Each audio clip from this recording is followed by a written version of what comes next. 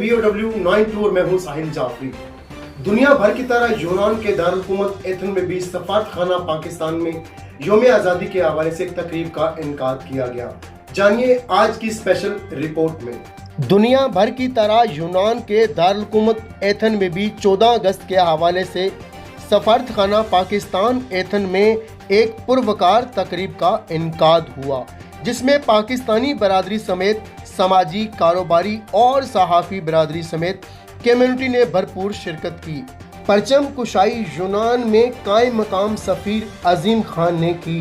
इस हवाले से वेलफेयर अताशी हैदर सुल्तान और इमिग्रेशन कौंसलर सफ़ीउल्लाह जोखियो ने यौम आज़ादी के पैगामात पढ़कर सफारतखाना में मारूफ बिजनेसमैन मियाँ मोहम्मद यूनुस की जानब से पाकिस्तानी मसनूआत की नुमाइश के लिए एक पवेलियन भी सजाया गया, जिसे देखने के लिए तकरीब के शुरका ने खुसूसी दिलचस्पी का इज़हार किया।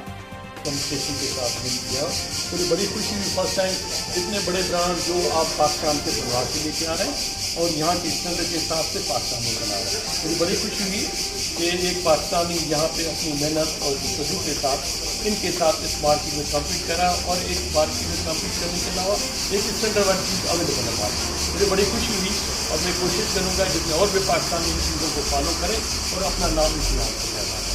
मेहरबानी सब।